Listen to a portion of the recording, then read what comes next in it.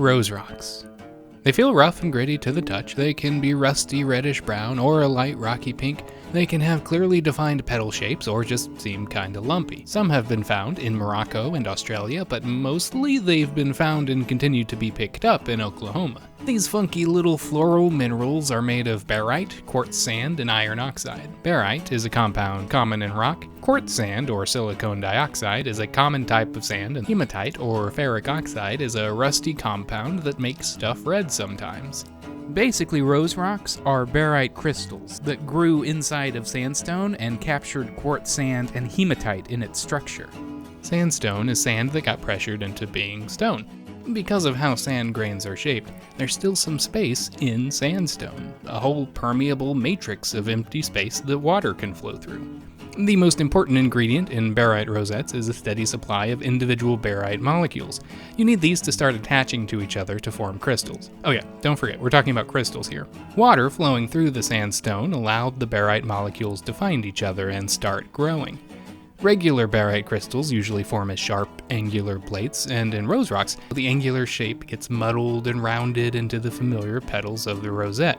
Sandstone erodes relatively easily, but barite does not. So over time, the surrounding rock gets weathered away while the crystal and the sandstone trapped inside remain.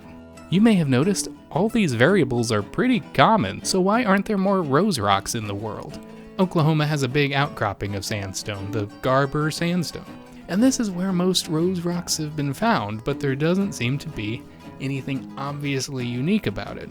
The Garber Sandstone includes hematite, but sandstone beds with red in it are called red beds, and there are many around the world, but only one seems to have given us a generous supply of rose rocks.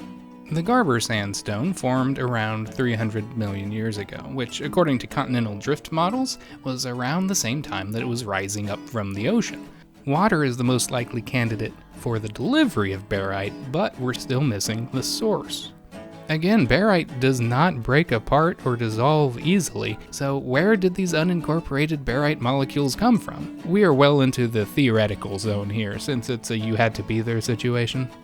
Roughly 250 million years ago wasn't just an exciting time for the rock that would eventually be called Oklahoma, but also the rock that would eventually be called Earth. Pangea ripped itself apart, physically separating long-established ecosystems and releasing strange subsurface gases that most living things weren't quite ready for. This event is called the Great Dying, and offers us two different sources of barite for our rose rocks.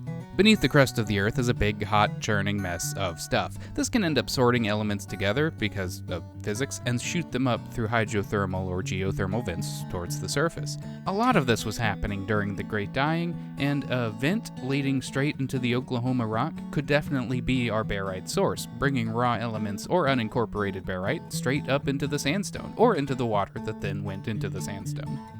The Great Dying offers another organic source for barite. The Garber Sandstone was rising out of the ocean at the time and probably collected piles of decomposing dead stuff in briny pools left over from the ocean.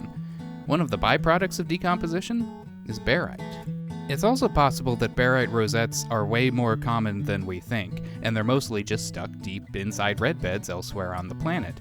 We know Oklahoma and its sandstone has been exposed to extra weathering. No, not tornadoes. The Great Plains found itself back under the sea for a little while, around 70 million years ago.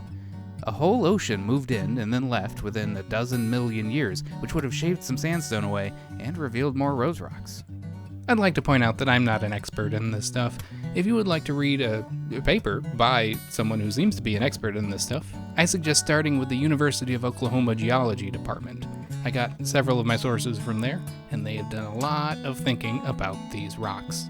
But in my thinking about these rocks, my conclusion is that they're weird and neat and pretty, and we may never know why they're so rare. Answering the question of where they came from led me down a meandering path of chemistry, geology, geography, marine biology, others, and I still have questions. We can't even tell for certain if they would exist without the presence of organic life on Earth.